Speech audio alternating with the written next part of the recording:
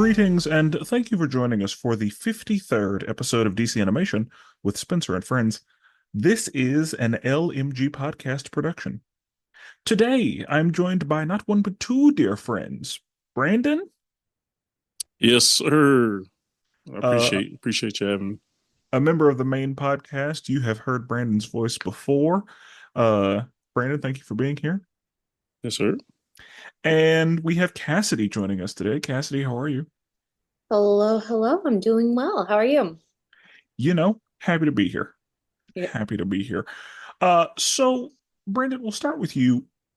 We are jumping into a new universe. And actually, before we do all that, let me go ahead and do a brief explanation. So, as you have been following us through this journey through DC Animation, you may have noticed that the last 10 films that we reviewed on this podcast were not a part of the official DC animated movie list. So, Mhm. while this is the 53rd episode of DC Animation with Spenser and Friends, the movie we are reviewing today is number 41 in the list of DC animated films because we I wanted to review some of the films that came before DC animated films were being counted, some of the films that are not included for whatever reason, and now we are back.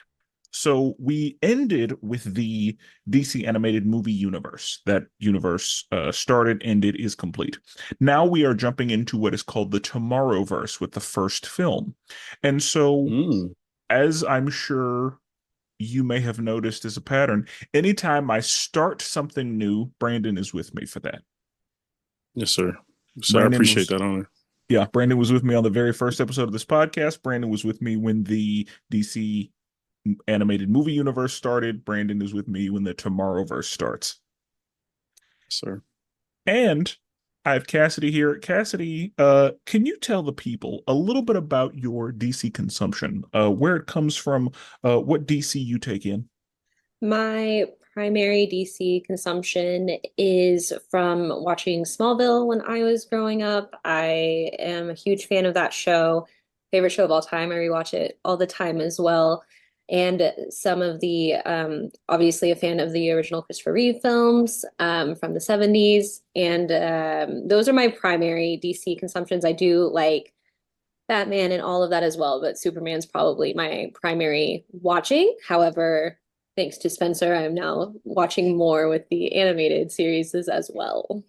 Mhm. That's what I like. That's what I like. So, uh, Cassidy, one of the reasons I like to have you for Superman episodes is because I want to see how I want you to be, exposed to different versions of Superman or Superman in different situations. And I want to see, how what you have seen in Smallville compares to, what other things are happening in Superman's, world, which is a very large world. Brandon, can you tell the people a little bit about your DC consumption? Since we are jumping into a brand new universe as far as this podcast is concerned, I do want the people to know about, the DC that you take in. Absolutely. I'm a big DC guy. That's I think it by far, even since I was a kid, it was my favorite universe. I'm a '90s kid, so Batman animated series came out, Superman Adventures came out. You know what I mean? Justice League Unlimited. That series is probably my favorite animated show ever. That made me fall in love with the Justice League, and so yeah, I'm a big DC guy. Superman is my favorite character, potentially in all of superheroes. So that's why I was so excited to watch this movie. And I especially love when they do a origin story per se. Kind of, we all know the story, but they do a different version of the origin story because I just think his story is so dope and so relevant to times today. Excellent. Excellent. Okay. Well, I appreciate you for joining us on this journey through DC animation. Today's film is Superman, Man of Tomorrow, released August 23rd, 2020, and the comic book on which it was based is Superman Birthright. I will read a synopsis in my own words, and then we're just going to talk about it. So, we open with a young Clark at his friend's house watching an alien movie, and he begins crying. A grown-up Clark is now in Metropolis, and his parents warn him that a lot of the big city folks might not, or that they might want to, get their hands on the quote-unquote flying man. He makes his way to work, and Lex is announcing the launch of an orbital rocket telescope. He takes one question, and it is from Lois Lane. She exposes the negligence and corruption that's really going on with a recording. The rocket launches, and one of the Star Labs janitorial staff lets Clark know about the, suspicious his suspicions on the experiments that are going on in the labs, as well as letting Clark know that he's got somebody following him. The missile goes off track and heads towards Metropolis, but luckily, the Flying Man is able to take it into space, stopping it from hurting anybody, and Lex gets arrested. Clark introduces himself to Lois, and she teaches him about power moves. Star Labs is monitoring an object heading toward Earth, and the Flying Man intercepts. Turns out it's Lobo, and they start fighting. And Lobo lets him know that he is the last Kryptonian, and there's a bounty on his head. The fight makes its way to Star Labs, where the janitor is caught in the collateral damage and ends up being fused with some kind of dark substance that Lobo released. The fight continues, and Lobo pulls out a kryptonite ring, which gives him the advantage until Martian Manhunter steps in. Superman gets a solar recharge and knocks Lobo the fuck out. Clark has a conversation with his parents about how to move forward, and the janitor starts sucking the life out of people, starting with the medical staff that's trying to keep him alive. That night, the Kent family is visited by Martian Manhunter, who introduces himself and tells Clark about his Kryptonian past. Martha makes Clark a suit made from the Kryptonian fabrics, and he heads back to Metropolis. Lois interviews Lobo, which doesn't go great, and just as they're finishing up, Parasite attacks because he blames Lobo for his situation. He accidentally frees Lobo, and Superman tells Lois not to run the story before he goes to stop Parasite from destroying Metropolis. Parasite gets his hands on Superman and Martian Manhunter, and things get ugly very quickly. Martian Manhunter gets cooked, and Superman wakes up the next day with minimal powers, and Lois shows up with good advice but selfish intentions. Superman goes to Lex for help, getting closer to the sun, and Lex is willing to be a good citizen and help him out. Parasite visits his home and scares the shit out of his daughter, while Lex and Superman make a plan to deal with Parasite. Lex shows Superman the footage of what happened to the janitor, and he brings Lobo in as an asset.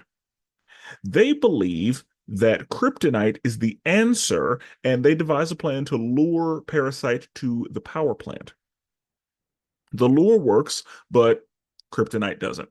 Lobo gets caught, and he detonates himself, which has no effect on Parasite. Superman decides to let himself get absorbed so that the kryptonite will work.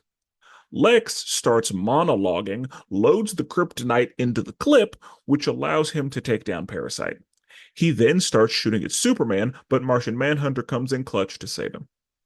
Parasite then starts making his way toward the citizens, and Superman is the only thing standing between him and Metropolis's complete destruction.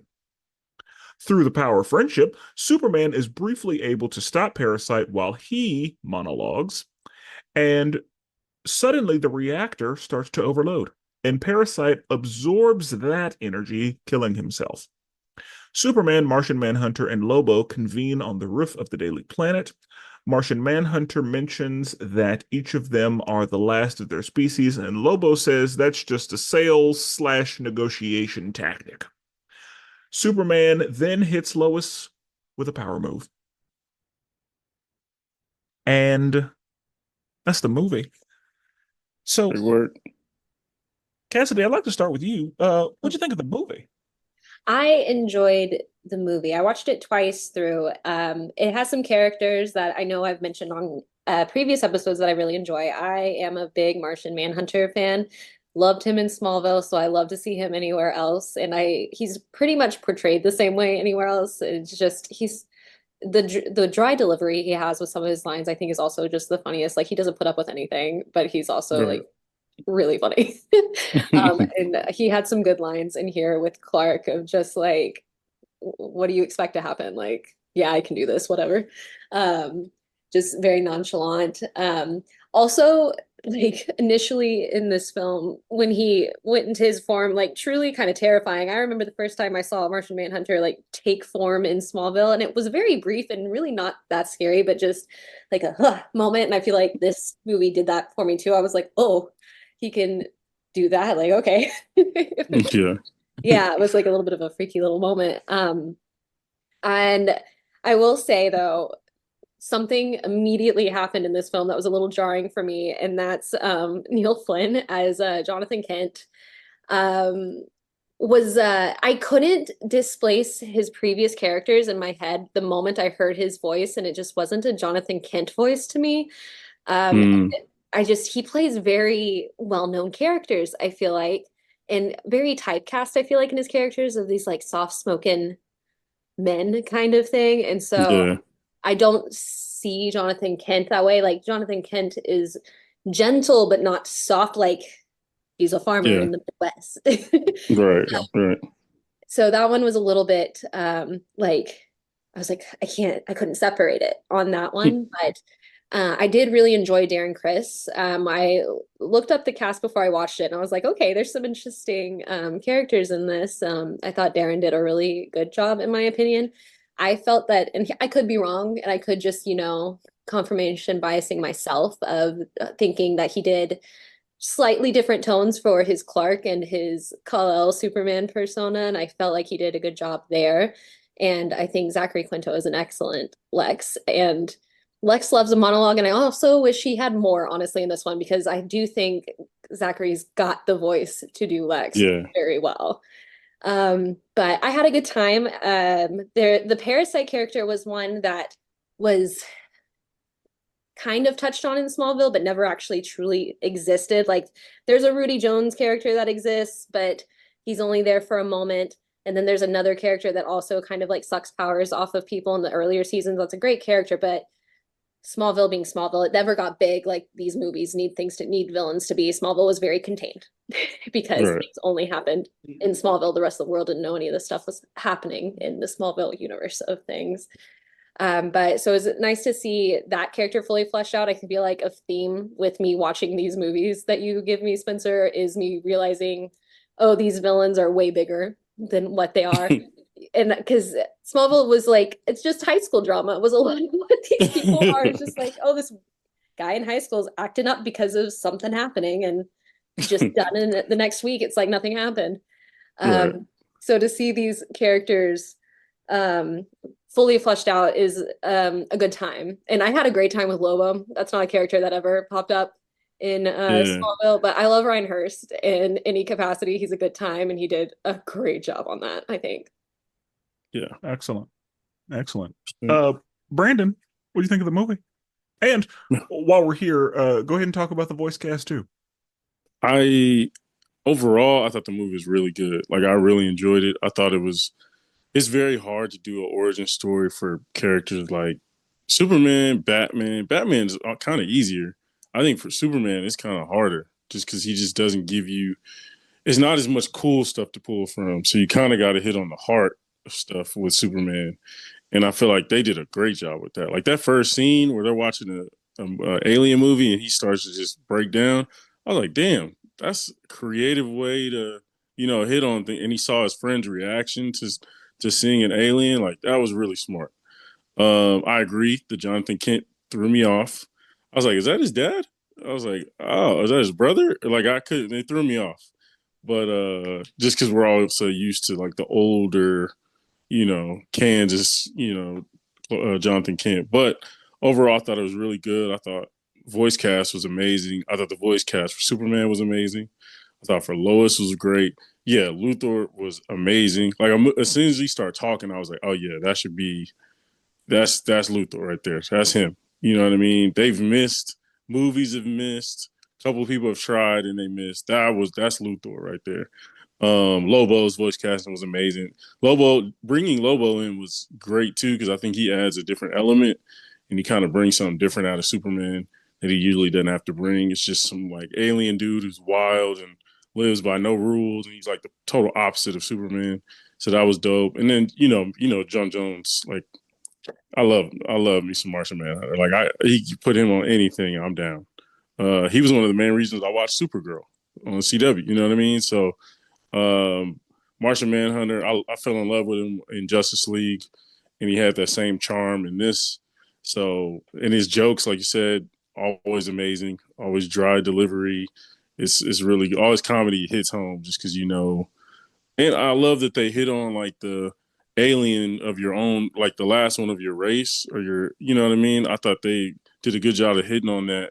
Definitely. And that was really good, I thought, overall. But overall, thoroughly enjoyed it. Okay. Okay. Good. I also think this movie is pretty good. I we'll talk about it as we move through, but I love the DC animated movie universe, the universe that we have already completed. I cannot say that about the Tomorrowverse as a whole, Mm, okay. but I think that this is a strong opener. I Yeah. think that this is a really good movie, and I will say, like, the first time I saw this movie, I didn't know that this was going to continue a universe. Okay.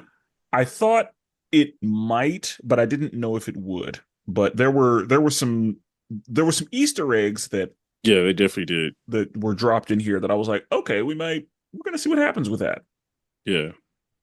So, as far as the voice cast, I agree with Zachary Quinto. Like that was very well cast Top tier. Yeah. Yeah. because there's a Lex in my head, and he might be like the second Lex in my head. Yeah. Maybe Same. maybe the third, just kind of depending on what Lex looks like. If they put a little more muscle on Lex, then I want Mr. Krabs voicing him. But whenever Mm, we have like a smaller, more focused on capitalism and science, like whenever we have that Lex, I think Zachary Quinto was the right move there. yeah. I agree. Definitely. I think that Darren Chris is going to take me a minute to be comfortable with because I'm not there. And Okay. again, I think that's an expectation issue. I think that's a matter of like, I have an expectation for what Superman should sound like.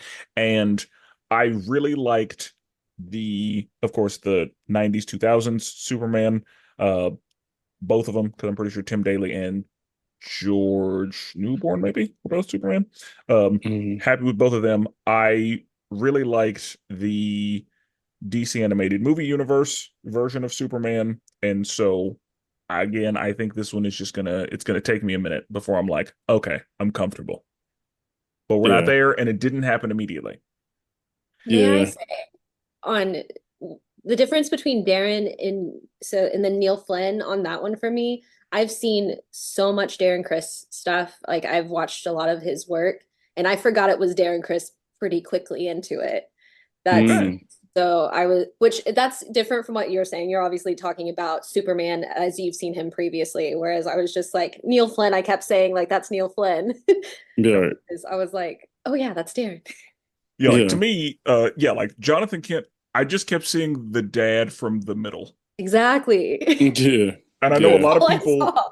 like, I feel like it's Scrubs for a lot of people. Like, they just heard Yeah. Scrubs. But yeah, like Mhm. for me, I just heard the dad from the middle. Yeah. That one was an odd choice, but yeah, I liked Superman's voice.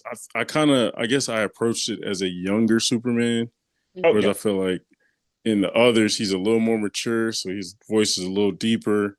Right. You know what I mean? Both fit fine, but Because they mentioned So he's 24 in this, I think. yeah, yeah, he's very similar voice to My Adventures with Superman, the anime on Max, like very similar voice. that makes sense because he's voiced by Huey in that. Yeah, yeah, Huey from the yeah. boys. Uh, Mm-hmm. Quaid. I can't come. Jack Yeah. Quaid. That's his name. Yeah, Because yep. I just kept seeing Dennis, but Jack Quaid. Um, how do we feel about Lois? I liked her. Yeah, the look was great. She looked great. First of all, animation was really good. I didn't know if I'd like it at first, but I really enjoyed it. Lois is tough because it's like I feel like they either get her amazingly correct or they just totally miss. Like it's either she's a damsel in distress that can't do anything, or it's perfect and she's kind of on top of things. This one was a little more middle ground, probably more like she got things done, but she wasn't as involved as I thought she might be originally. But maybe that's for the next one or something like that. I'm not sure. And And I maybe think she's apologies, Spencer, go ahead. no, you're good. Go ahead. Maybe since I mean it's an earlier Superman, it's also an earlier Lois. Yeah, sure. And so she stands her ground, but also is still trying to figure things out. Like Yeah, again, that's the true. getting her power move pushed back on her kind of thing. Yeah, Like she's still trying to get it. yeah. That was my thought, was this Lois is young too. Mm-hmm. Like this Lois is still new to this. She's not, Pulitzer Prize winner yet. And she Mm-hmm. Mhm. mentions that her goal is a Pulitzer Prize. Right. So yeah, this is very much an introduction to Lois, because I think that Perry is like, and our newest staff member, because she wasn't even on staff yet. Yeah, So yeah. Okay. that's true. She was trying to direct things, and Superman was, Clark is like, okay, I'm rolling with it, but just don't expose me overly. Yeah. So um Cassidy, you've seen a few other art styles at this point. So what were your thoughts on the art style here? I enjoyed it. I thought it was nice. There's a couple of I don't know if shots are the correct way for me to explain things. A couple of shots that I really enjoyed. I know there's I really liked how they animated Parasite like walking past, like it looks like he's like walking over you at one point on this, Yeah, and that was very like oh, like taken aback kind yeah. of thing. I would not want to be a person on the ground in that one. And I thought that was really done well. I really enjoyed it. I liked it. Okay. Okay. I like it. Yeah, this animation isn't my favorite, but I do like it. But it's not my favorite. And, I that's okay. I like it for the most part. It felt kind of like not Marvel animation with this whole like what if stuff, but you can see like the dark lines, like that was heavily used. You know what I mean? The Yeah, like outline. they were the lines were bolder and the Yeah, features were softer. Mhm. exactly. Yeah, I agree. And you could tell there was a lot of like little special effects done, especially with like the parasite would drain somebody. A lot of that was used. Um, but I think overall I enjoyed it. It didn't throw me off as much. I was a little worried because sometimes DC they'll jump from one and jump clear across to a different type of animation. It's like, damn, like I like a change, but like that drastic's kind of crazy. But The I flesh. like, yeah, I like that it was at least 2D, for the most part. You know what I mean? Yeah. Don't do too much with it, but I enjoyed it for the most part. Okay. Okay. Wait, so what was y'all's thoughts on his suit? I liked his suit. It felt pretty classic to me. Just Mm-hmm. because we've seen a lot of different iterations of the suit. Yeah, Um, yeah, like the one that Martha made for him, I yeah, liked it in this one. It felt more authentic than at least the DC animated movie universe. Like that suit felt, a I little hated that suit. overdone. And yeah, like I was not a fan of that suit. Did I he have love like that little? Superman, but I Oh wasn't a yeah, fan of that suit. didn't he have the little Little thumb thumb things? hole. Yeah. Yeah, bro. He Nah, had a man, get thumb that out of hole. here. His underwear were like weird and Yeah, man, get that out of yeah. here. And at one point his Superman symbol was black, and I was like, "What are we doing?" Yeah, like it kept getting darker and darker. I was like, hey man, don't overthink this. Yeah, Keep it like classic. yeah, You keep know it what I mean? classic. Yeah, So yeah, I think his suit in this was pretty good. Like his whole look, I thought was pretty nice. agreed. Agreed. So, all right, let's talk through the movie a little bit. So, Brandon, you were mentioning the opening scene. So we see that Superman is just, or that Clark is at a friend's house, and they're watching an alien movie, and he starts crying, which confuses the other kid and the mom because they're like, it wasn't that scary. So Yeah. like, I don't. I don't know what the deal is, but of course we know why he was actually crying. We know what he felt there. We know Yeah. that what he saw was how the world responds to what he might be. Yeah, exactly. Yep. And him understanding that at that young age, that can be rough. Whenever, Yeah. and I don't know if either of you have experienced being in a situation where you are very clearly different than everyone else in the situation. Hmm. It can be jarring. Yeah. Especially at a young age. Yeah. And the thing is, yeah, like the younger you are, and if you notice it at that young age, then that only, points to how apparent it can be. 100%. 100%. And we also see that he has this little like pyramid from his home, Yeah. and he doesn't know what to do with it. It's just there. He doesn't know how to work it. It won't open, and it's pissing him off. Like, Absolutely. yeah, he's really mad about it because, of course, he wants to know what it is and what it does and all that. But yeah, like he, for the life of him, cannot figure it out. And he's listening to the Kents kind of talk about the situation, Hmm. and I don't know if they know he has super hearing. That's a good point. But he's got super hearing, so like, Yeah. but yeah. So we flash forward to him being an adult, and now he's in Metropolis, and he's FaceTiming his parents, and you can see the time jump on them. Right. Yeah. Like they are Old. they aged. Hmm. And that's what happens. I think most people are used to an older Ma and Pa Kent. Like Exactly. they need to be old enough to be called Ma and Pa. That's my Jonathan Kent right there. Yeah. Right there. Yeah. Like, but And yeah, I when he love had, that they were teaching him how to do his tie. That was dope. yeah. Yeah. And yeah, I thought that whole like FaceTime conversation was great. Bro, there's so many times I've had to tell my mom, hey, back up a little bit. Yep. Yeah. You're not in And focus. they also, have the conversation of like, hey, you aren't in Smallville. This isn't Kansas anymore. Right. Like they do a literal, you're not in Kansas anymore. You need to be aware that there are a lot of people out there with malicious intent. There are Hmm. people that will see you and that will try to take advantage of you, or they will hate you. Like they made it clear to him, like, hey, you need to be careful in your new surroundings. Right. And they had just seen, a newspaper article about the quote unquote flying man. And that's where they were like, hey, what are you doing? Like, we don't think you should be calling attention to this, and we will usually see. So Cassidy, Mhm. in Smallville, of course, he's not Superman yet. He's still just Clark. Right.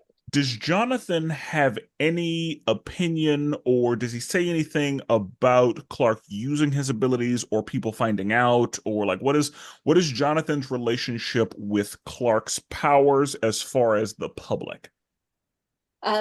Jonathan does not like it. Jonathan's not a big fan of wanting it exposed and everything like that. Like there's obviously in Smallville world of things, for instance, Clark and Lana, a big storyline in Smallville, and he like wants to like tell Lana everything, and Jonathan's a big like, no, we don't need to be doing that because yeah, you trust her, but like people can hurt you even if they love you kind of thing. And Hmm. he's very just like, no, no, no. And this was all mainly when Clark is young, like high schooler that this is happening with Jonathan, but he's not a fan of it going on. And Martha's just agreeing with whatever's best for everybody. Martha's just like, yeah, let's It's her not. baby. Yeah. She doesn't have she has strong opinions, but she usually follows Jonathan's lead on those sorts of things. Yeah. Okay. Okay. So again, we've seen Superman in several different versions. One that comes to mind is Man of Steel. So in Man of Steel, that Jonathan Kent is very against Superman revealing himself to anyone to the Hmm. point where he dies behind that conviction. Right. Like the reason he dies that day with the tornado is because he doesn't want anyone to find out about Superman. Right. Yeah. which is the very opposite of what we see in the DC animated movie universe. Now, in that, we don't get an origin story for Superman. In that universe, the Justice League kind of just forms after everybody's already established. So the only person who really gets an origin story is like Aquaman, kind of. But none of the League members get a true origin story. And so Superman is kind of already established. And in that set of movies, we see that Superman is the one who's like, I don't want to tell Lois because I don't want it to be a problem. So he's going out of his way to hide himself and to keep like Superman and Clark in very separate boxes, like entirely. And so it's interesting just to kind of see how this delicate situation can be handled differently and how the people involved can have very different feelings about it. Because in the DC animated movie universe, both of his parents are like, you should probably go ahead and tell her. Yeah. Like everybody, yeah, like Wally, or not Wally, Barry is like, yeah, Iris is known forever. Like, yeah, it's not new for her. Like, so right. it's interesting to see that. So I feel like I'm used to Jonathan Kent being against the public knowing out of protection. Yeah, Like 100%. he wants to protect his son from the evils of the world, and he knows what revealing that could bring. Yeah, that's very normal. Jonathan Kent across the board thing, because like you mentioned in Man of Steel, same thing that happened. That's how Jonathan goes down in Smallville, is protecting Clark's secret to make sure no one else knows about it, and then that transfers into the rest of the Smallville story arc, is Clark not wanting anybody to know because of what happened to his dad. He's like, if it can happen to him, it can happen to anybody, like because of me.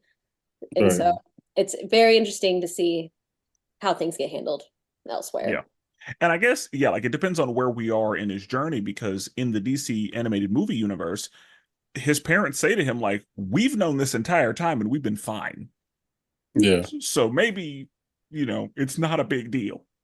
But again, he's been in the game for a long time in that universe. But that's True. that's the world where they like, it's like how we discussed, I don't know if we discussed it on a podcast or if we did it outside of a podcast, of how until you told me, I didn't know there were worlds that existed where Jonathan Kent lives. And so like in the worlds that he's alive, I'm like, yeah, it makes sense that they think they're fine. But I'm like, but you're not. Right. Because I know it's so funny because I remember the Superman animated series, and I feel like he went to Jonathan, like he went to his parents all the time. Bro, all the time. He always comes back to Kansas. Yeah, well, you told me that. I was like, what do you mean? Yeah, so like when Jonathan Kent died in Man of Steel, I was like, what? What did I just piss me off? What are we doing? Especially that actor. Like, what are we doing? Yeah, like Kevin Costner. I'm pretty sure. Yeah. But in like in my consumption, obviously, like with Smallville and with the Christopher Reeve films, like they're like, buy it, Jonathan. No, like he's a staple in animated. He's a catalyst in the live action, is what's fascinating of how they use that differently. Right. Yep. It's wild. I agree. Because like I was like, did they just Uncle Ben Jonathan Kent? Right. But because I was used to him being alive, and then like when I found out, like, oh, they kill him off sometimes. That's unfortunate. Yeah. Trash. See, I guess all the live action Jonathan Kents, nope. Yeah. He is alive in Lois and Clark. Okay. He is alive in that, because that's the first time, other than the animations, that I have noticed that he is alive, live action wise. Yeah. Okay, excellent. All right. So, they are at Lex's announcement of the launch of the orbital rocket telescope. And, Lex he loves a mic. He loves a captive audience. Yeah, he loves a monologue. So he starts going and he's like, I will take one question from you, Lois Lane, because you should throw me a nice little softball. You're working with the scholarship that I gave you. Right. So I'll take your question. And Lois hits him in the mouth. Mm-hmm. Lois is like, so what about this corruption and negligence? And then plays the tape. And of course, Mercy, like, give me that, Yeah, breaks it. snap. So Yeah. I'm guessing this is a robotic version of Mercy, because there are like sometimes Mercy is just a regular human woman. Sometimes Mercy is a machine that protects Lex. Yeah. I remember every time I've seen her, well, not every time, but yeah, most of the time, she's been a robot or a cyborg, whatever you want to call her. Yeah. So yeah, it just depends. But yeah, in this, yeah, she's like, give me that, breaks it, and Lois is like, oh, I have copies. Right. So you gonna answer my question? You gonna do that? And so he just gets bombarded by everybody else that's there, and then we see the launch. While this is happening, Clark makes a new friend. So Clark is the intern. So, it's a very standard, like what we think of whenever we think of the intern. He's bringing everybody coffee and, running errands, and nobody knows his name. Like very standard Coffee fare for boy. that. Yeah. Whatever they call him. And so, yeah, like he's bringing everybody coffee, getting everybody's order right because he's good at it. Yeah. And add a little cinnamon. Yeah, a little cinnamon. Really brings out the flavors. Yeah. So he's talking to one of the janitors, and the janitor's like, I don't know about you, but I think there's some stuff going on, some things happening that we should, I don't know. I'm not saying anything. I'm not, but I'm just saying. I'm not saying, but there's some experiments happening that should probably be investigated. I'm just giving you the scoop. Telling you the little things that I know. I got keys, so.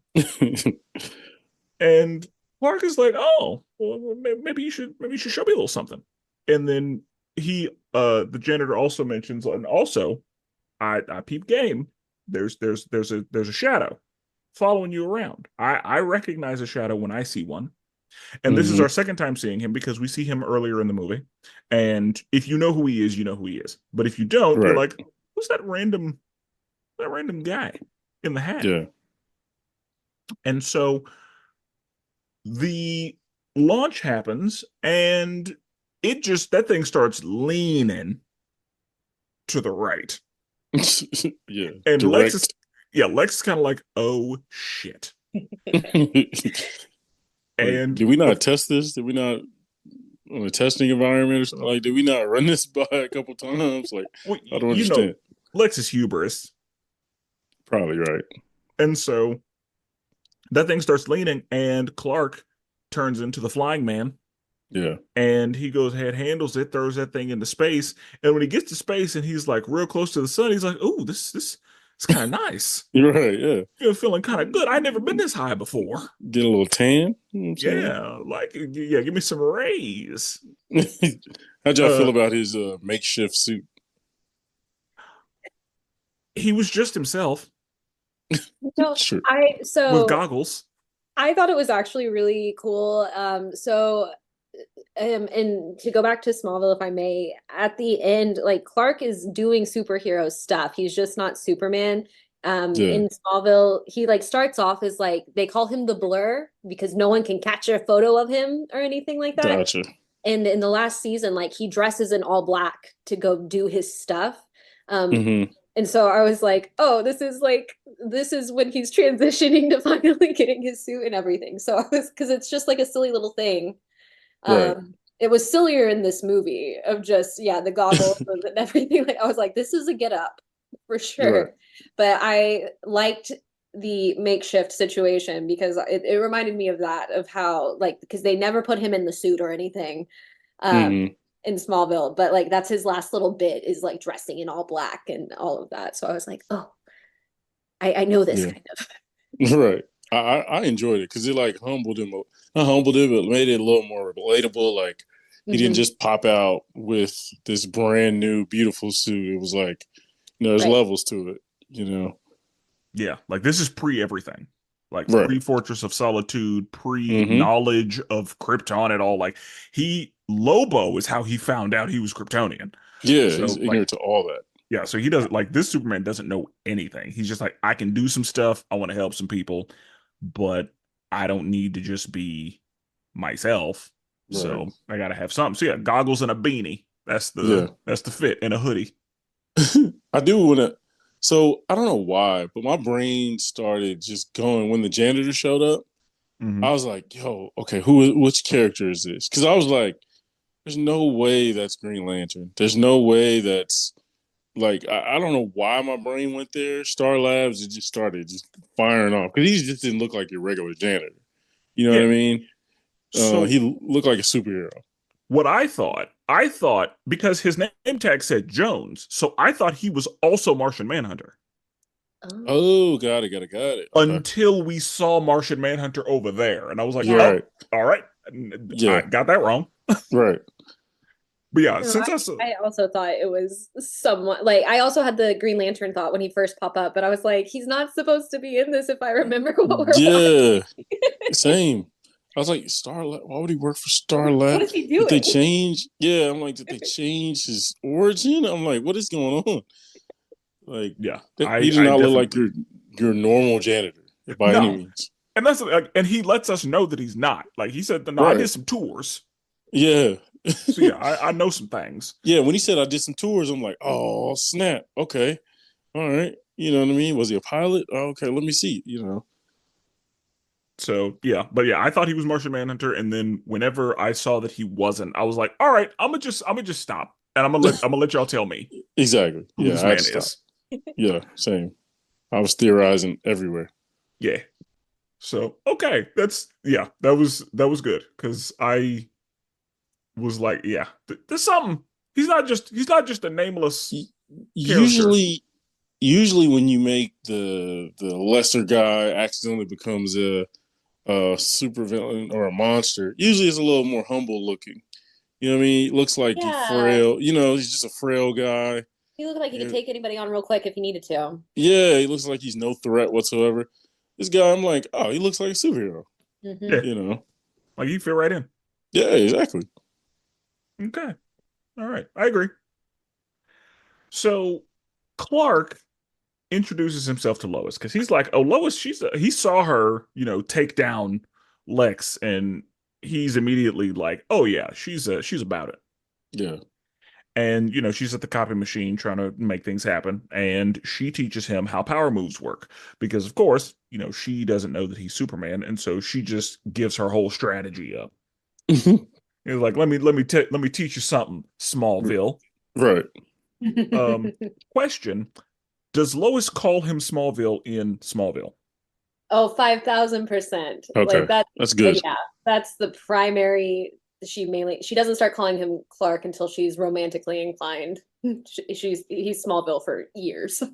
Cool. See, That's what I I figured. like that. Yeah, I like that because I feel like in Superman and Lois, she calls him Smallville every now and again, but sometimes Clark. I don't remember, but everything I've seen, she always calls him Smallville. I like that. I It's feel like good rapport. Yeah. I feel like she calls him Smallville until she respects him, Oh no, Mm, she or it's a term of endearment later. yeah, it transfers more into that, which I think um I think across the board, all Lois and Clarks have a very good chemistry that go on, but yeah. I feel like Smallville has a lot more of hmm, a stronger teasing aspect of like between the two of them from what I've seen on the rest of them in the animations and in the live actions.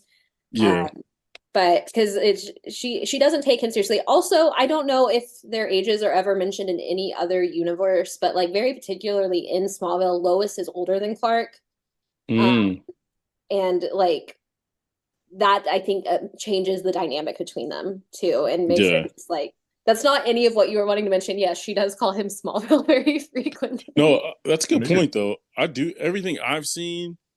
Usually she's older. I Usually. always I always assume she's older just because she's a more seasoned, Hmm. like she's more seasoned in the job.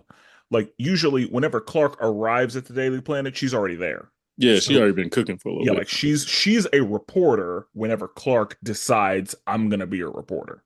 Yeah. Okay. So that is why I assumed she was older, was just because career-wise, she'd been in the game longer. Mhm. Yeah. And so it just, with that, it felt like she was older. Mhm. But I Yeah. never knew that for sure. Because in high school, that matters. When you're adults, it doesn't. And that's when they met in Smallville. In high school. Mm. Like Clark was a senior and Lois was not supposed to be in high school, but something happened and she got sent to Smallville, got held back kind of thing. It's a really actually really funny. All the Lois storylines are very well thought out. But it's a fun thing. What the hell is she doing in Smallville? Am I tripping?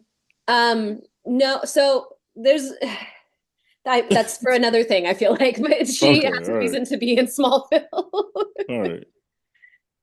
Okay. Okay. Yeah, we might have to get into that later. Yeah. Because I feel like that's an episode. Yeah. But she teaches him about power moves, and he's taking notes. He's like, okay, I got you. So Star Labs is Star Labs is like, hey, something's incoming. And it's just a ball of fire that's on its way to Earth. And so the flying man is like, let me go see what that's talking about. Now, of course, he doesn't know what it is. To him, it's just something that's going to be destructive. Turns out it's Lobo. Now, Cassidy, you said you have no experience with Lobo. Not that I even went to look it up to see if I maybe missed something. There's a Lobo in like a Smallville after thing, like a book that was released post Smallville ending. So that wasn't something I consumed, but I've not seen him personally otherwise. Okay, so Lobo is an intergalactic bounty hunter. And the story that they told kind of sums it up. And I'll talk about the thing that they say at the end. But yeah, Lobo is a parody character. He is meant to be a parody of like overly violent and serious Marvel characters. So they based him on Wolverine and like the Punisher. Mm-hmm. Okay. And that's kind of his vibe. But yeah, like Lobo is always he refers to himself as the main man. I think the cigar smoking and the motorcycle are very like Wolverine inspired. Yeah. But yeah, like he's meant to be a parody, and then it ended up working. But we see Lobo in all kinds of stuff. So Lobo's one of the people who like physically can hang with somebody like Superman. Okay. Yeah. So Lobo shows up, and they pretty immediately start fighting. Like there's not a lot of words between them from jump. Like he's like, you're Right. dangerous. The flying man is like, you're dangerous, and Lobo's like, I got a bounty for you, so let's get this thing going. Yeah. And Lobo was kind of surprised because again, there's a lot we don't know, there's a lot they don't know. So Lobo's like, I know you're Kryptonian, but all the Kryptonians I've dealt with were on Krypton. Krypton, Right. of course, has a red sun, so none of them have powers. But he's like, you are way stronger than you need to be, Right. but I like it. Like, this is kind of cool. Yeah. Yeah. So they start throwing hands because Lobo's like, you're the last Kryptonian, and there's a price on your head. And Superman is like, so you need to take me alive since it's a bounty. And Lobo's like, no, No, not necessarily. I never said that. Yeah. Yeah. So yeah, they keep fighting. The fight ends up in Star Labs, and Lobo's got all kind of gadgets and gizmos and explosions and tactics and just a bunch of space shit. So Yeah. one of the things that he throws is a bomb of darkness because he mentions like, how about some darkness for you? So he detonates that, and it kind of just explodes. But in the collateral damage, we see that the janitor, his military training and his protect and serve, kick in. And so he's trying to, get everybody out. He ends up getting caught, in the debris, in the crossfire, if you will. And the darkness just kind of finds a living host and becomes him. And we don't know, what that means yet, but the fight continues, and Lobo is like, all right, you kind of serious, so I'm gonna have to give you something special. Right. So he pulls out the kryptonite ring, which is usually not something that we see from Lobo. Usually Yeah. that is a Batman move. Mm-hmm. But Lobo pulls out the kryptonite ring and he's like, I had a feeling that this would be effective. And Lobo starts beating his ass. Does I Like, will say that that leaned me even further in the Green Lantern rabbit hole. I was like, oh yeah, we're going down. We're going there. Because I was confused at first I too. don't I know. was like, wait. Yeah, I don't know Green why I ring. didn't think kryptonite. But yeah. no, it makes sense. He was wearing a green ring. So, Yeah. yeah. Yeah. So, luckily, Martian Manhunter shows up, and this is where we see his true form. Now, Cassidy, Yeah. usually with Martian Manhunter, sometimes his quote unquote true form depends. So sometimes he considers his true form like the very humanoid. He's green, he's got the cape with the red and blue, like that's what he considers his true form. Right. Other times it's his naked, spiky Martian form. Did not like that. And that's Yeah. that's what we saw today. So It freaks me out. I'm assuming you had not seen the true. No, the closest, and again, in Smallville, he's mainly in his very human presenting self, and very rarely is he even in the humanoid version of his true self, I guess. And that's very much a shadowy in the distance thing when it does happen. That's why I was like, it's still very unsettling. Almost like he does a very good job of like, that's an alien. Like I'm watching literally a show about an alien on Earth, but I was like, oh, but that's an alien. Yeah. But yeah, when he popped up and hit the spike and everything, I was like, oh, is he gonna be like this the whole time? Because I don't know if I like it. So when he switched over, I was like, okay. Yeah. Yeah. That is Martians are ugly. hilarious. Yeah, they are. They and that's the thing. I feel like they made them more alien looking. Usually that is pretty consistent with what I've seen. Because I want to say in Justice League, it was like that too. It was like very super long arms. You know what I mean? Like arms down to his ankles, basically, and like face just destroyed, basically. Yeah, And then especially if there are white Martians involved, because white Martians are hideous. Even make them even worse. Yeah. Yeah. So sometimes white Martians and green Martians look the same. They're just in different colors. Other times, white Martians and green Martians look very different whenever they are in their natural form. Mm-hmm. But so while Martian Manhunter is dealing with Lobo, because Lobo, again, he know the game. So he's like, oh, a Martian.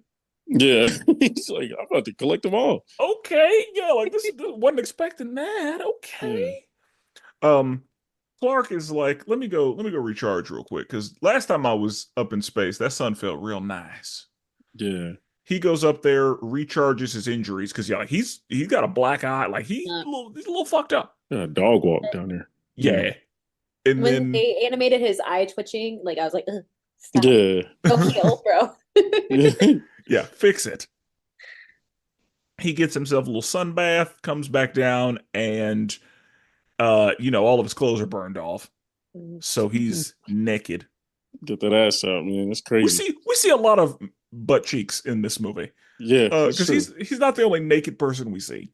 Yeah. But yeah, he comes down and Lobo knows, like, oh, it's about to be over. Right. And yeah, he comes down and he's like, yeah, this was a good time. I had fun. Bow. Yeah. Just going, he's knocked out cold. Yeah. So then we move to Clark's back in Smallville, and he's having a conversation with his parents. And this is the Jonathan Kent. I'm like, oh yeah. But this is what Superman comes to him for. Mm-hmm. Because Jonathan Kent basically says, we protected you when you were a child, but now a part of being a man is making your own decisions. And a part of being a man is accepting the consequences based on the decisions that you make. Right. So I'm not telling you that you need to hide who you are, but I am telling you that you need to decide if you're going to hide who you are, and you need to be ready to deal with the consequences on either side of your decision. Either way. Yep. And I was like, that's good shit. Yeah. Yeah. I like that. Yeah. Mhm. And so we also see that this janitor is on a hospital bed. We see that his family comes in and is like, hey, is he going to be okay? They're like, it's touch and go, but we're going to see what Mhm. happens. And they just start pulling out organs because It's his gross. organs are just failing. And Yeah. then he definitely just sucks the soul out of the Yeah. doctor who's working on him. Yeah. And then he sucks the soul out of somebody else. And at this point, if you don't know it's Parasite, but you've seen Parasite or you're familiar with Parasite, you're like, I think I know what this is. Yeah. Same. Once he got started getting bigger, I was like, oh, okay, I got it. And I knew it was Parasite again. Whenever he like sucked the life out of that first lady, I was like, oh, that's what we're doing. Yeah. Okay. Because whenever I saw the cover for this movie and I see the thing that he's like about to fight, I was like, I don't know who that is. I don't know what that Bro, is. I thought it was I don't know why, but I thought it was a white Martian at first, or It like looks just like a a white tinted Martian. version. Yeah. It looks like a white Martian in pink or in purple. Yeah. Right. And so yeah, but I was like, maybe they got some new something I don't know about because this is Man of Tomorrow. This is based on new stuff, so maybe this is a Right. brand new villain I've never seen. But then whenever I saw him suck the life out of somebody, I was like, oh, it's Parasite. And Mhm. we have seen a bunch of different versions. Like we've seen Parasite throughout, animated history, and Mhm. he has looked pretty the same every time. I will say he's been humanoid generally.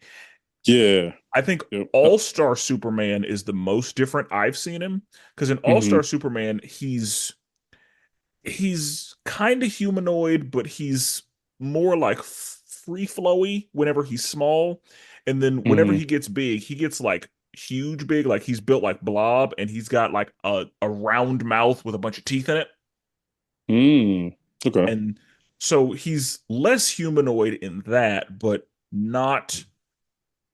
He's still a human looking, like he's still built like a human, two arms, two legs. He's just like meaty. But Yeah. this one was a lot more alien. Mhm. And so this is the only time I recall seeing Parasite look like this. Now, Agree. Cassidy, you mentioned that there is some version of Parasite in Smallville. So I did some research after watching this because there was a couple of characters that I felt like could have been what Parasite was, because a lot of also the Smallville antagonists are based loosely off of major villains, not necessarily their exact iteration.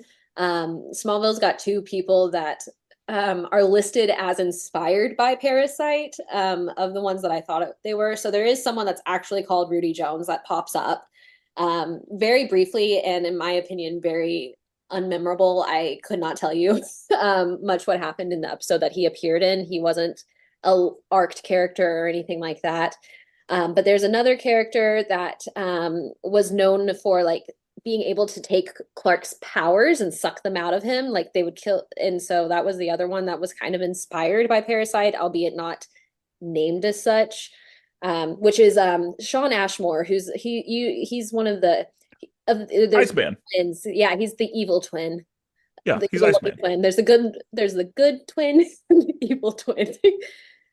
So, but yeah, he's a character that the Smallville, like when I did my research on it, like they referenced his character as a version of Parasite, but this it still didn't touch what the movie was giving me because it wasn't like Sean's character was like could touch anybody and take things. He was only able to take Clark's energy and he had to be electrocuted to do it. So it wasn't very Uh. much the same at all. So I was actually surprised they listed it as similar, but I was like, okay. Okay. And Parasite is one of those characters where there's a bunch of different people who have been Parasite Mhm. at different points. So Rudy Jones is just one of the people that has had the moniker.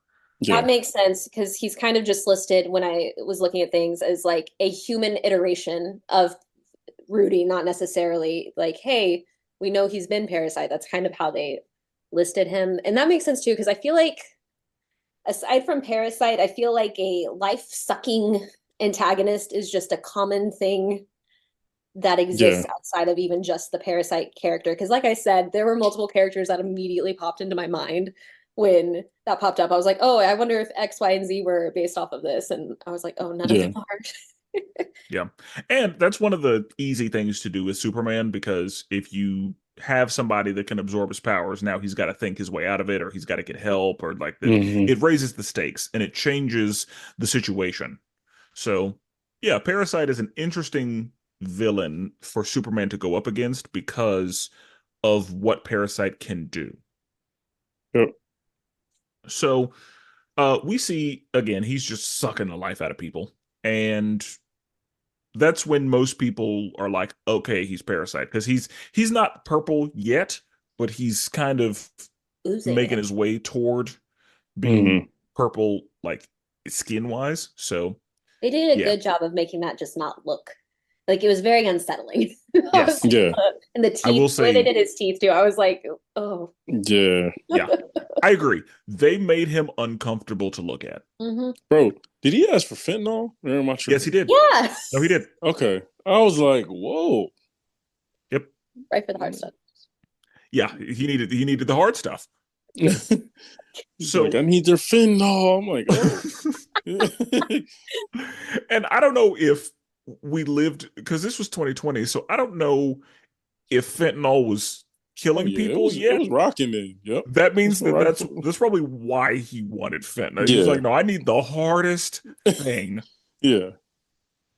Because yeah, fentanyl, doesn't it take like just a little tiny amount A to put whisper. down a horse? Just a Yeah. whisper. Yeah. Hmm. So yeah, a couple grains of fentanyl, you're done. And Yep. he was like, I need all of it. All of it. So that night, we see that the Kents are visited by Martian Manhunter. So Martian Manhunter shows up in his human form, and he's like, I need to see Clark. And the parents are like, he's not here. Something I can help you with, sir? Like, I need him. And he was like, well, unless you have a badge, you can Right. go. And Superman attacks him and doesn't go well for him. He No. kind of gets embarrassed. Hmm. But, that's because I'm not here to fight. I'm just here to talk. Hmm. Right. So he introduces himself, and then we see the conversation that they have. Now, the conversation that they have was really, really interesting to me, because the way that I listened to that conversation was very much the different way that different people handle being different.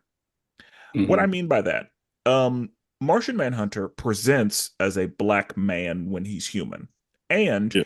he is very obviously, like, he is green and spiky usually. Like, he has to, the way that he presents is very different, and so his perspective on being an alien and revealing himself was very different than Superman's perspective, because Superman, who, as far as anybody knows, is just a regular human white dude, is able to pretty freely say, I think that I should reveal myself so that I can help people, and I think that the people will be able to get behind it. Martian Manhunter's like, no, I've seen people respond to aliens, and Hmm. they're not gonna, like, I have to stay, like, we should stay hidden and we should not reveal ourselves, because I've seen how that can go, and they've had very different experiences, and I think that that reigns true for what we see.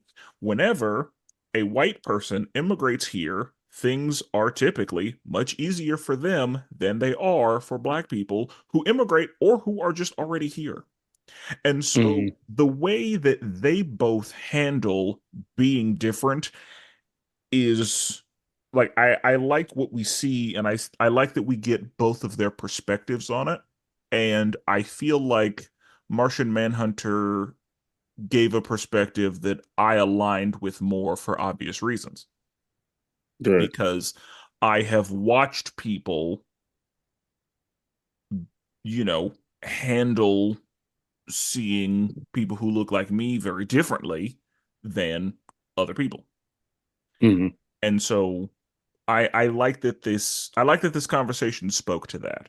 I like that, and I like how they almost didn't quite understand where the other was coming from Yeah. because of their own experiences and what they've lived through and how they feel about it. Uh, Right. what were your thoughts on their conversation? I thought I thought it was very deep. It was very meaningful. I thought it was like one of those like you said, like it was deep on the it was very informative on the surface, right? Like he kind of broke down Kryptonians, he broke down his world, he broke down what his experiences have been while being on Earth, things of that nature. But then also in the back end, like you talked about, like you kind of touched on like the different experiences and like how each person handles revealing more of themselves or being more vulnerable about their secrets and everything. No, I thought it was very. I feel like anytime, even in Justice League, when Martian Manhunter visited Clark's house with his parents, it was always a good episode. It was always a good time. It was always informative. I think he went over there for Christmas one time. Like it was always some great stuff going on. So to me, the formula is have Martian Manhunter visit the Kent's home, the Clark's home. It works out well. It's either a great conversation had, or a very heartfelt moment, a charmful moment. But yeah, it always works out when he goes over their house.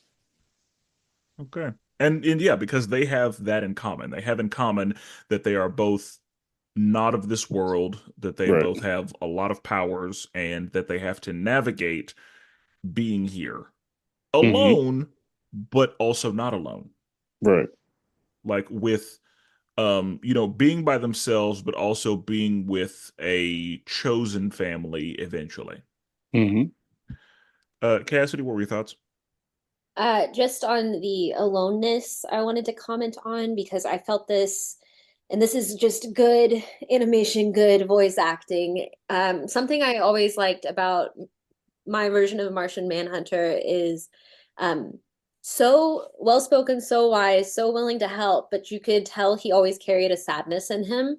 Um, Mm-hmm. and I saw it in this too. So Clark and John are both obviously alone, last of their kind of thing. Clark is mourning something he never knew, whereas Martian Manhunter is mourning a different type of loss kind of thing. And it's kind of interesting to feel that and watch that. And he wants to help Clark so much, and even through his, I don't know, I feel a sadness whenever I see Martian Manhunter in that regard kind of thing. I feel like he carries a sadness with him and Yeah. makes him more, I would think from Clark's eyes, more, I'm more willing to listen to him because he's still wanting to help me despite how he feels about all of this.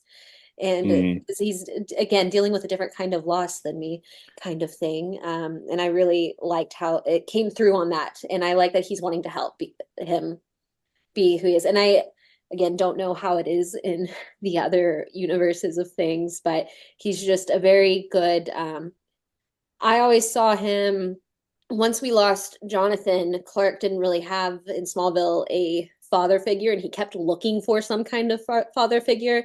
And Mm-hmm. Martian Manhunter was a good figure for him to look up to, kind of thing, too, when he did arrive. And a good, oh, this is an alien. I mean, Dad wasn't an alien, so this is nice to have this other Yeah. person to have. So I got a lot of those feelings while watching them have that conversation, and it was really good. Like you feel for both of them in that moment.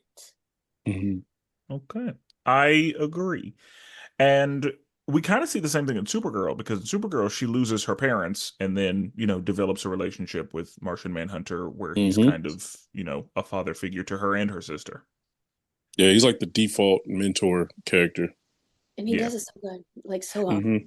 And you're I'll listen to right. him. There is a sadness because he lived through the Yeah. destruction of his people. Right. And yeah, like, he was there for it and he's kind of cursed with that knowledge. Mm-hmm. I think every time I've only seen a couple of iterations, just the one in Smallville and the ones in the various films that he's popped up in. But this one was a really good one of just, I could feel that sadness. Like, I'm not saying he's just walking around, woe is me, obviously, But there is something about the Martian Manhunter that's always, you can feel there's a heaviness Yeah, to his existence. that's Yeah. true. And I mean, another thing, like whenever he saw what Clark was doing, he was like, "Ooh, another Martian!" Mhm. Yeah. Just to get his hopes up, just to get him shot down. Yeah. Yeah. That's And tough. and I always think that that's funny because I remember, I don't remember what I was watching. I think it may have been Young Justice, but there was a point when Superman was like seeing other superpowered people and just assuming they were Kryptonian. But also Oh. they Like he saw Icon and was like, "Oh, a Kryptonian," and Icon was like, "No, not quite." Yeah. And they make a joke because I think he's like, "Yeah, I thought Icon was Kryptonian," and somebody's like, "You think everybody's Kryptonian?"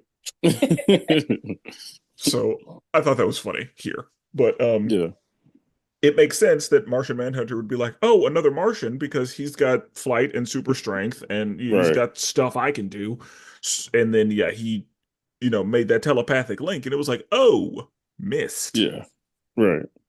But luckily, that's how he was able to let Clark know who he was, because Clark was like, "I don't remember a thing." He was like, "Yeah, you were an infant. I had to Mm-hmm. go deep into your memories Deep. Yeah. to collect this."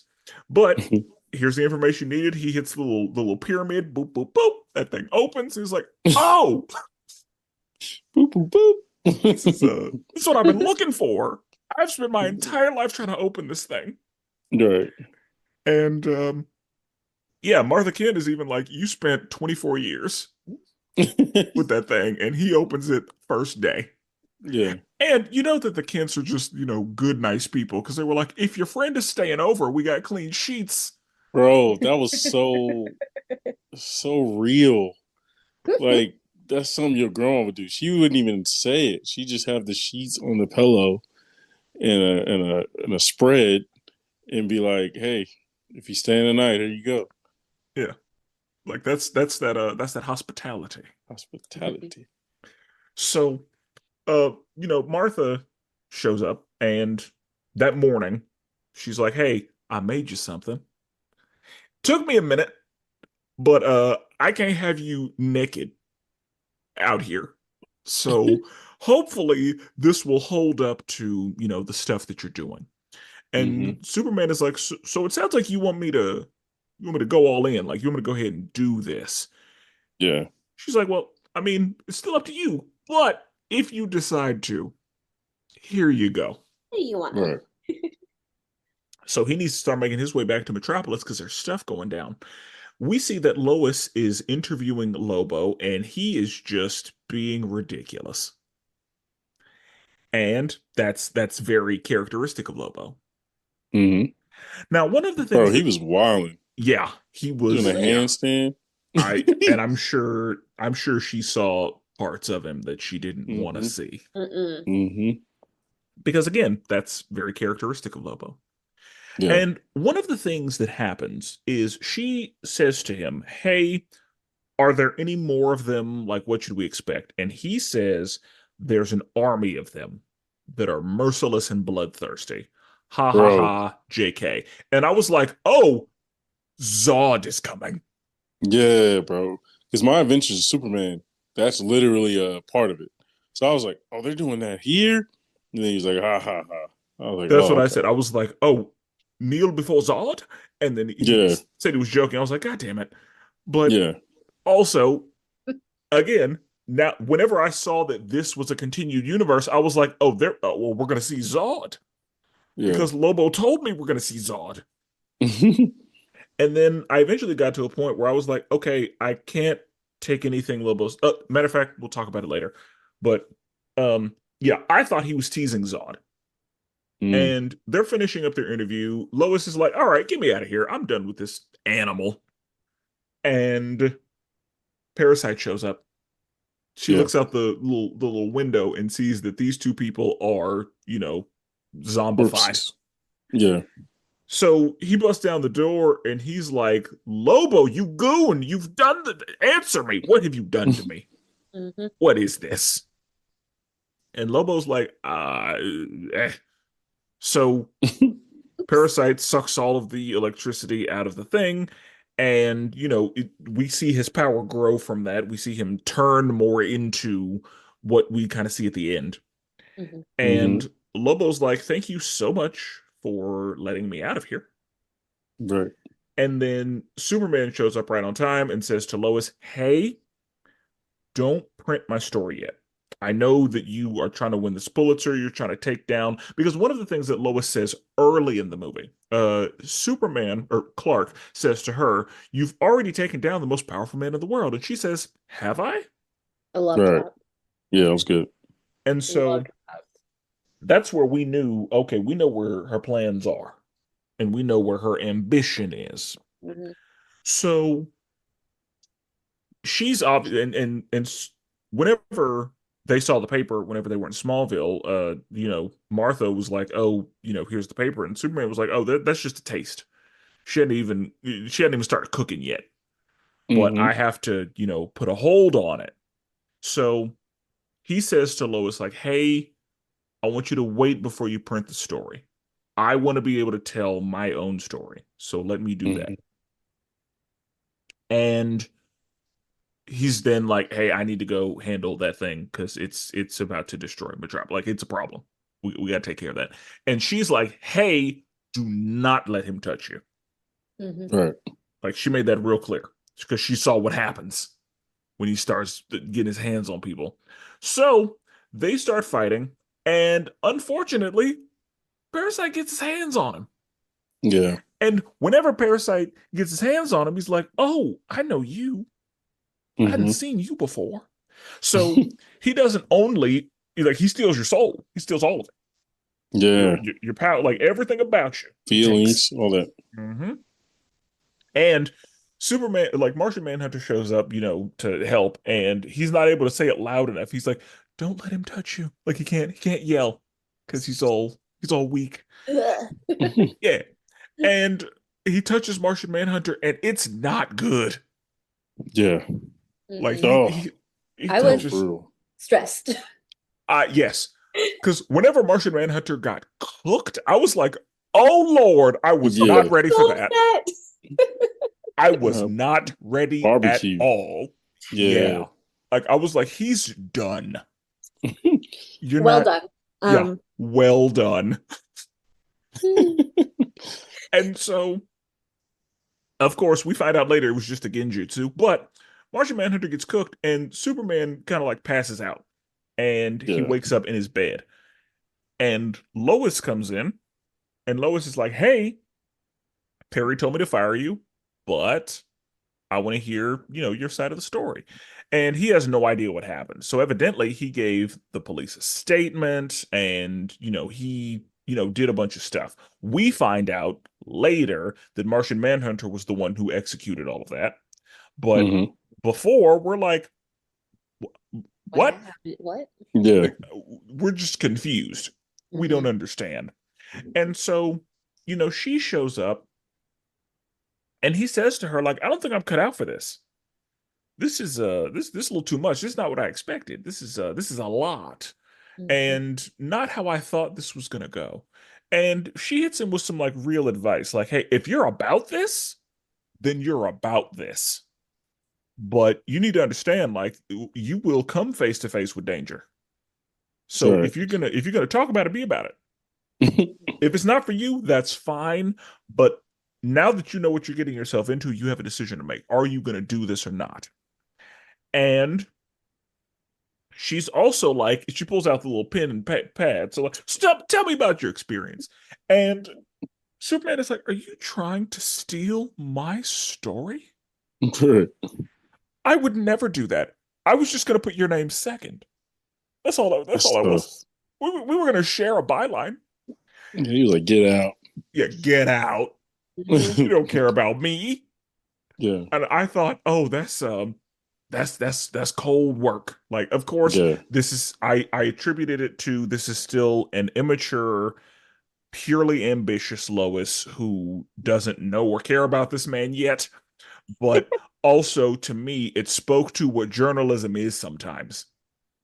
I thought Yeah. it was the fully on brand though. I think it's on brand regardless of what kind of Lois you're getting. Honestly, I was just like when she did that, I was like, that's right, girl. Just try. She was like, listen, if you're not gonna, just Okay. let Yeah, me like know. for me, like it felt like it felt like a look into what journalism can be because Mhm. honestly, a lot sometimes in journalism you have to be merciless in Yeah, order to that's get true. Yeah. what you need. Like that's one of those games where like people are gonna get hurt. There's some cutthroatness involved. Like she was playing the game. Truly. And yeah, Superman was like, no, you're not gonna steal my Nah. story. Get out. I got shit to do. So Lex, Superman is like, I'm gonna need some help because I can't do this alone. I barely have any powers. Like he tries to laser the water and he can get some bubbles, but Hmm. it's an issue. And then he cuts his hand open and he's like, oh, I'm weak. Like I'm but a Yeah. mere mortal. This is not gonna work. And so he goes to Lex because he's like, I know somebody who could probably get me to space. Hmm. Quickly. He goes to see Lex, and Lex is like, Lex just kind of starts figuring shit out. Lex is like, oh, you need me to get you to space because you're powered by the sun. Okay, all right. Well, I am but a good citizen, so I can help Such you, a great guy. but I can't help you from in here. I can't help you locked up. I need a day pass. And Superman's like, that's not a thing. And Lex is like, huh, you got me fucked up if you think that's not a thing. Like clearly you're just a child and Right. you don't know what things are, son. It was like Clark, money runs the world. Lex can do, unfortunately, whatever he wants. If he wants a day pass, that's Yeah, like nothing. you poor baby. You're just from Smallville. Usual guy. Right. Yeah, you don't know how this game works. So we see Parasite like show up at his house and he wants his family back because Rudy is still kind of in there a little bit. And he uses his newly found Martian powers to do that. And yeah, his daughter sees him and is not okay. Right. And I was like, that's correct. I honestly, though, with the pause that they put, I was like, is she about to be like, oh my gosh, Dad? It Because was a the pause. pause was just long enough that I was like, is she gonna see through this? Like this kid, you know? Yeah. I thought, oh, you have Martian powers, you can shapeshift.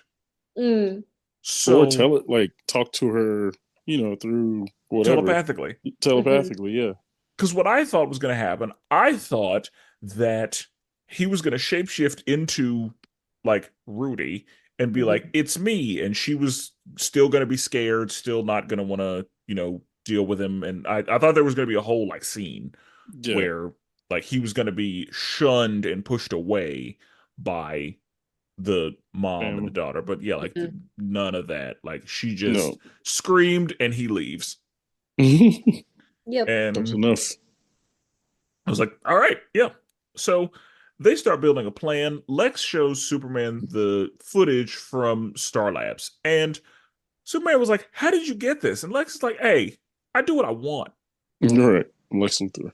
Yeah, like you don't know how this works, but I will teach you.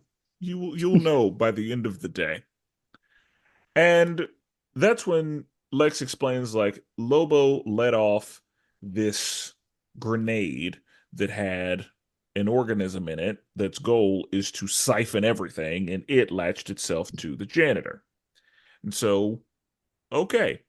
Also, and then, Lobo walks in, and Lex was like, I needed. He first explains how capitalism works. He Yep. says, whenever you acquire a company, you take on its advantages and its vulnerabilities. Mhm. Hmm.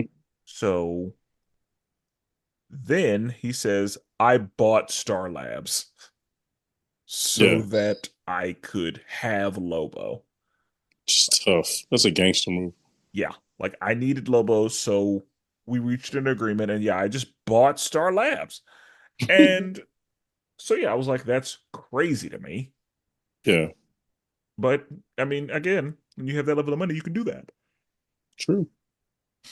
So they figure if he gets my strengths, that means he gets my weaknesses. So if he's got Superman powers, that means he should be hurt by kryptonite. Cool. We need to lure him somewhere and then make this thing happen. They evacuate the city, lure him to the power plant because they're overloading that thing and he wants energy. Yeah, So Lobo starts, putting the hands on him, and the kryptonite ring is doing nothing. Like, yeah, no and dents. also, he's huge now. Hmm. Yeah, I don't know if he's been sucking on fish or I don't know what's been happening, but he emerges out of the water massive. yeah, And it's like, oh shit, that's not good. yeah, Because last time we saw him, he was, maybe 8 feet tall. Whenever he went into the house to see his daughter and then she was afraid of him, at that point, he was probably, I have nothing to live for, so it's whatever. He started doing like Agatha shit and just taking everything he can. And now he's huge. Because again, when I saw that he was that big, I was nervous. Yeah. I was When like, he rose out of water, I was like, damn. I was not ready for him to look like that. Yeah. I was not ready for this to be a kaiju situation. Right. So he emerges and Lobo just, starts going. And the kryptonite's not doing it. Like nothing's happening. It's ineffective. And Hmm. then Lobo gets snatched up real quick. And I was Yeah. thinking that's the last thing we need is for him to absorb Lobo. We don't need Yeah. that. That's not what we want. That And Lobo said, fuck that, and detonates himself. was a smart backup plan. Yeah. And into pieces. Yeah. Like Lobo turned himself into a puddle. Yeah, man. I saw them little chunks flying in there. I was like, that's not him. That's like some rocks or something. But that was Nope. him. That was him. Yeah. Yep. It was his pieces. And of course, Cassidy, you had never seen Lobo before, so you were like, oh Lord. Well, yeah, because I was just like, I didn't take him for the martyring type. I was just like, Yeah. I mean, okay, wow, what an arc, but oh. He's like, I called in a bomb threat. And So then when like I did opened not his know. jacket like I am the bomb threat. No, Yeah. yeah, I didn't have a clue, and I was just like, okay, I knew you were helping, but like, I didn't think you would be that helpful and Yeah. do that, bro. Okay. Yeah, like I didn't think you'd be willing to sacrifice yourself for this No. planet. Like, No, I was like, you're not that kind of guy. yeah. And that's the thing, like Brandon and I knew he was immortal. So Yeah. we knew the game. Mhm. When he popped up late, I was like, all right, that makes sense because there was no way you would sacrifice yourself for Earthlings. That was just like, Yeah. So yeah, hilarious. If you don't know Lobo and you saw that for the first time, you're like, what is happening? And Right. again, you saw what happened to Martian Manhunter, so I'm sure that you were like, oh yeah, he's just gone forever. We're never going to see him again. Yeah. I'm trying to remember if anything happened to because I feel like he had some run-ins in Smallville, but I don't think he ever like had that kind of run-in that I was like, oh, because though like, and that one was traumatizing in this movie because I love him, so I was like, Yeah. no. Yeah. Like I barely got to spend time with him and now he's in pieces? Yeah. Oh, that's funny. So Parasite is fine after that detonation, like unbothered. Unbothered. Yeah. So, now he's making his way and Superman isn't really able to do a lot, but he decides we have to that's when they figure out like, okay, he can only temporarily hold on to certain powers. Hmm.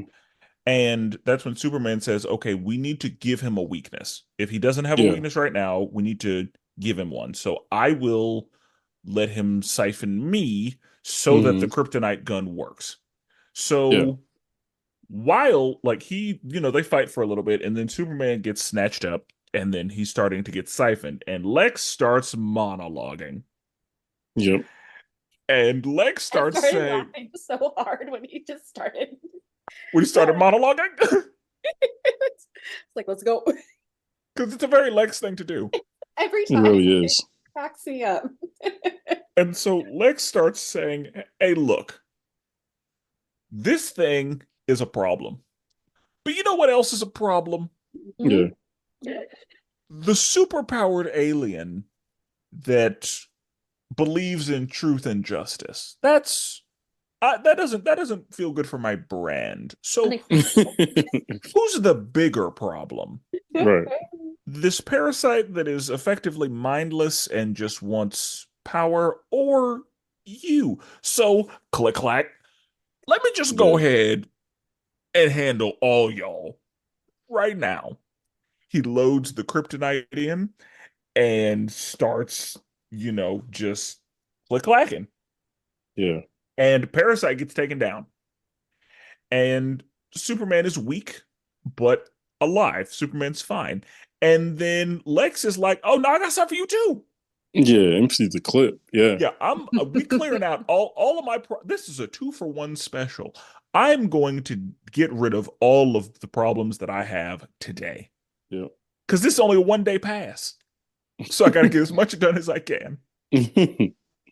And Martian Manhunter comes in clutch and saves him. Let me say this about that. Destroying the gun, probably not a great idea. Bro, that pissed me off. I was like, why would you do that? That's what I said. Like, I said, why would you do that? bro, the monster's gonna get up. Like, what are we doing? What are we doing? See, Why would you do that? He's smarter than that. But he figured, I know what Lex is going to do with this thing, and so I have to make sure that that is not an option. But I'm like, Martian Manhunter, you're there, and you are unaffected by kryptonite. So how about you just if I'm Martian Manhunter, I'm just gonna hold on to this. Yeah. And I'm gonna empty it on Parasite. Yeah. Like, I'm gonna empty the clip, ain't gonna be nothing but dust in this thing. Nothing. I don't care if he don't move again. I'm letting it go.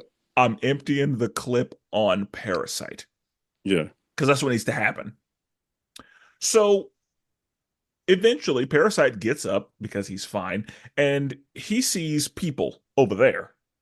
I guess we're not worried about the power plant that still has all the power that we lured you to. We're not worried about that. We're worried about these little people over there. The people that are being loud and talking and shit. So he starts making his way there, and Superman is like, I am the only thing between the destruction of Metropolis and not the destruction of Metropolis. So Superman goes over there. Lois starts live streaming, and Superman says to everybody, hey, shut the fuck up for a second. I got something to say. Superman activates the power friendship.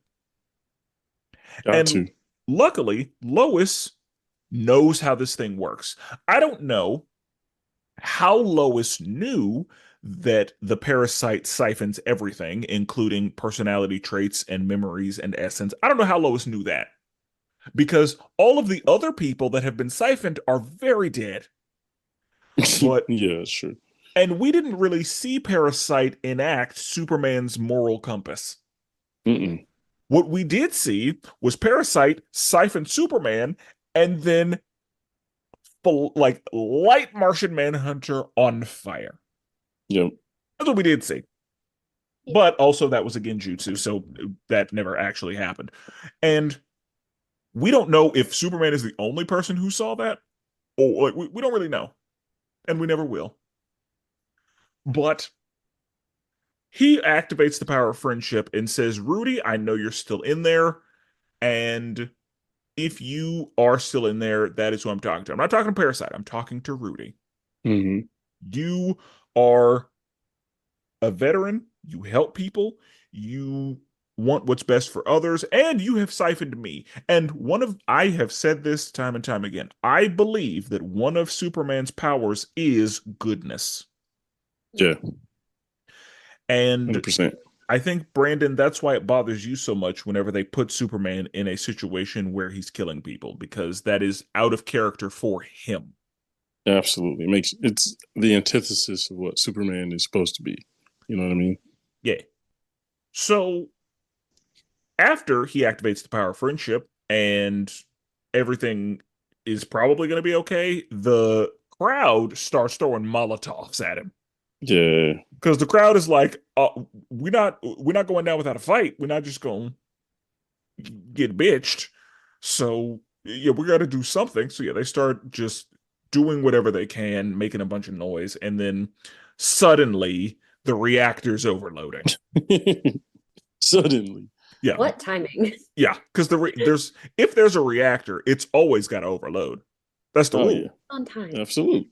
That's the rule in the You movie. got to have a reactor that's going to blow everything up. Yeah, and also Lex tries to run away, and Martian Manhunter's like, none of that. Yeah, come here. You ain't going nowhere. Yeah, come here. Yeah. You ain't going nowhere. Yeah. That would be scary if I thought I was safe and then the fucking Martian appeared through the wall that I was hiding behind. Nope. Oh no. Mm-mm. Yeah, Nope. that would be I'd come terrifying. willingly because I would have passed out, and so he could just grab Yeah. and go. I'd have been out. But yeah, he gets tied up. But it's over. The reactor is overloading, and Parasite goes over there and siphons it off, and that kills him. Mhm. Now, I guess that Metropolis was able to get their electricity back, even though They had a backup generator. yeah, the old Yeah. backup Reactor. generator.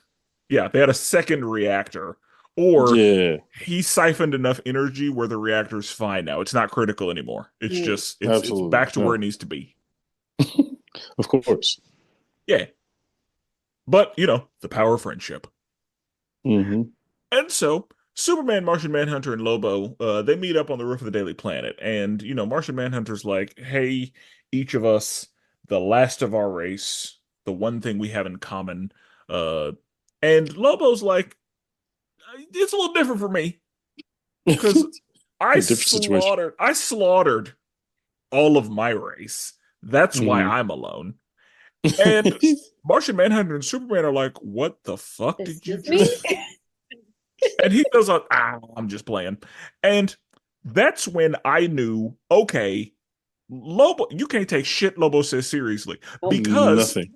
Cassidy, what's interesting is that's true. It's 100% true. Lobo is in fact the last of his species Oh. because he cleared the board on his planet. Okay. So for him to say, haha, JK, I was like, you piece of shit. You were dead serious. Ooh. Yeah. Because So he knew he was with two superheroes. So he's like, yeah, ha ha ha ha. Let me wait. Ha ha ha ha. Jake. Yeah. JK. Still like me, thanks. Yeah. And they don't know any better because No. he Right. also was like, there are more Kryptonians and there are more Martians out there. Me saying Mhm. that y'all were the only ones was a business move. Yeah. Like that allowed me to put so much money on your heads for bounties. Yeah. So actually, no, there's more y'all out there. Mhm. Hmm. But again, I can't take anything he says seriously. I think that was a serious Easter egg. I think that was, especially since we're in a new universe. I think that's Supergirl. I think that's, you know what I mean. Now Yeah. they might not dive into it, but I do think it's That's true what Easter it egg. makes you wonder, though, how again, this is the only movie I've seen of this universe in this iteration of anything. Like, it's like, can you trust it? Because obviously I know other Kryptonians exist, but Mhm. do they exist here? So Yeah. can I trust him or can't I trust him?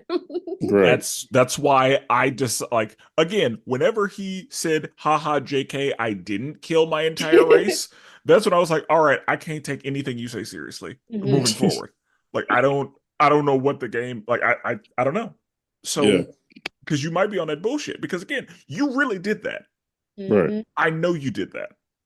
So I'm just gonna choose to not listen to you, Lobo. And like I had to take that lowest strategy. Just be like, you know what? I'm just gonna throw this whole thing out. Mhm. So then we see that Lois, runs up the stairs to try to meet with Superman, and he's like, hey, sorry, gotta reschedule. Beautiful. And then Clark is like, "How'd your interview go?" And Lois was like, "Power moves really work because he got me." Yeah. And that's the movie. So, Cassidy, scale of 1 to 10, what would you give Superman Man of Tomorrow? I had a really good time with this one. I'm gonna feel pretty strongly with like a. Can I do halves? Mhm. I'm gonna do it like an 8.5. Okay. Mm. I had a Okay. fun time. I'm basing it Brandon? off of vibes. I Yeah. love vibes. Yeah. And that's the thing, Consistent. vibes are important. I Yeah. think so. Brandon, what do you think? For me, I'm gonna have to go. I'm gonna have to go an 8. I think if we potentially had a better villain, I might go higher. But I'm gonna go solid, nothing less than an 8. I had a really good time. Okay. Okay. I'm going to go 7.5 here. Very Right. solid. I did enjoy it. There were some things I was like, know about that. I think I would agree. The villain, I think how they won the day was a little like, oh, okay. Yeah. Because the power of friendship, it is rampant. Yeah. And every time I say it, and with the power of friendship. So, but that's how we won the day, was in Yep. fact the power of friendship. And sometimes it works, but I was like, I think we could have done something a little different. Right. Also, um, and I'm sure that both of you know this, but Superman is responsible for the like concept of superheroes never die. Mm-hmm. And so for them to put that in this movie a bunch was hilarious to me. Right. For them to be like, yeah, Martian Manhunter died. Oh, no, he didn't. Lobo died. Oh, Yeah. no, he didn't. Yeah.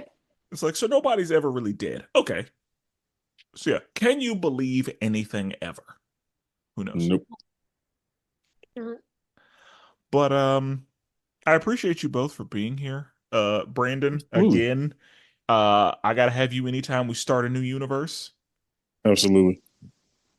Cassidy, I wanted to I'm trying to show you as many Supermans as I can. I love it.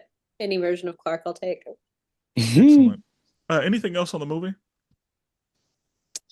No, I'm excited to see what the rest of this universe has in order. You know what I mean? Has in store, because I enjoyed this one. I have not. This is my first like Tomorrowverse movie. I think I watched.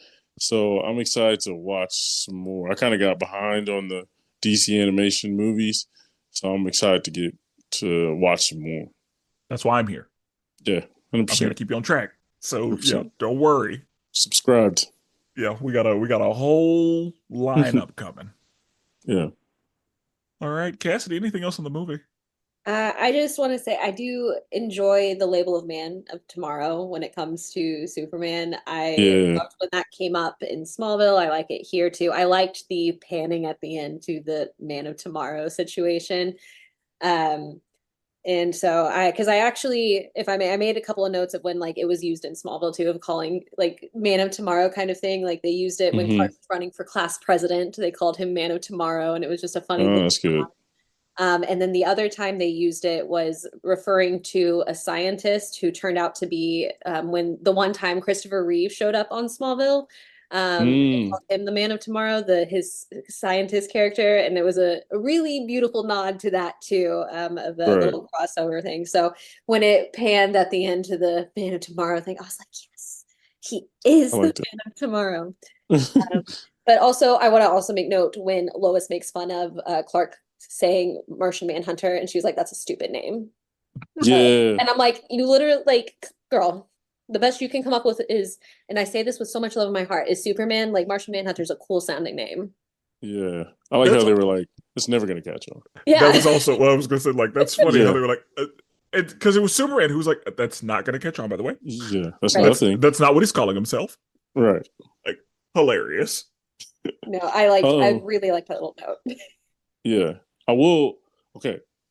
I have to keep spoiler free because Spencer hasn't seen it. But Cassidy, have you seen the Superman movie trailer? I have, because I texted Spencer immediately and said, I'm not going to say what I saw, but I've watched it 5 times and I've teared up every time. Thank you. I told them, like, I've watched it 1,000 times. I teared up damn near every time.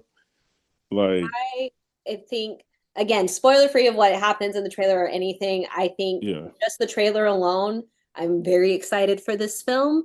I think they have a fabulous casting, if I'm going to be quite honest. And I'm very, I think, harshly critical of especially my Lexes. I have a very particular Lex yeah, that I want to see, but I think they casted it well. It'll be different, but I think they casted well. hmm David looks great in his whole getup, but I'm very yeah, excited, and it looks visually stunning. And so, yeah, but yeah, I'm beyond excited for this film, and I am not. I wasn't super into Man of Steel, and it's I think because I wanted the bright and everything. Like, not that's not yeah, Cavill hate.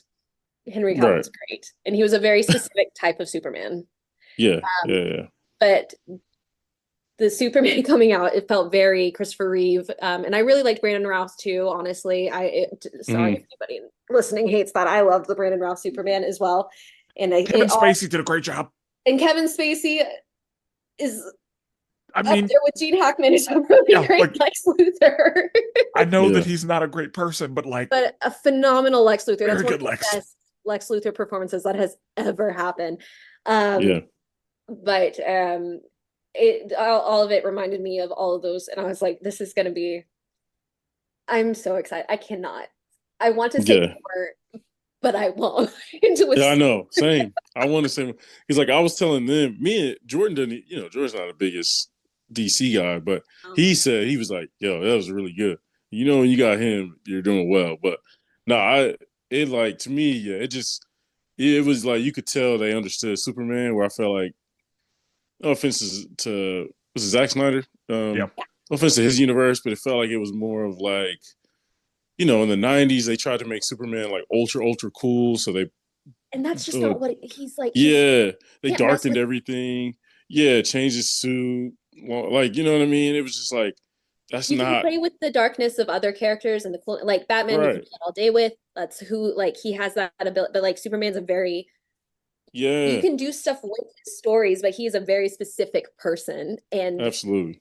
needs to be that. Yeah, But yeah, I had mentioned when they first announced the Superman that I was very worried because I didn't want it to be what the Man of Steel was because I mean again right. it just wasn't my cup of tea for what I had enjoyed previously. Um, Yeah, and I wanted something brighter and a bit more all that. But yeah, then I was also worried. I was like, I don't want this to be like a Guardians of the Galaxy film either. yeah. But Gotcha. 5 seconds into that trailer, I was like, this might be what I need.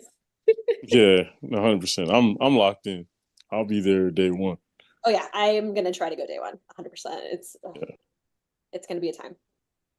Yeah. yeah. All right, Spencer. Excellent. Sorry. No, you're good. I like it. As the people know, I don't watch trailers at all. So Yeah, I'm gonna just see what Totally. happens. But I've only heard good things. And there's always a trailer that everybody's like, no, make an exception for this one. yeah, And everyone has said to make an exception for this one. Don't do it though. yeah, Oh, I won't. Don't worry. yeah. I agree that it gives a lot, but It's yeah, so good of a some trailer of it that you already know is happening. yeah. Yeah, that's But true. the trailer is done so well Yeah, that I have like you don't need to watch it. yeah, that's fine. Honestly, if you want, you can just listen to the soundtrack.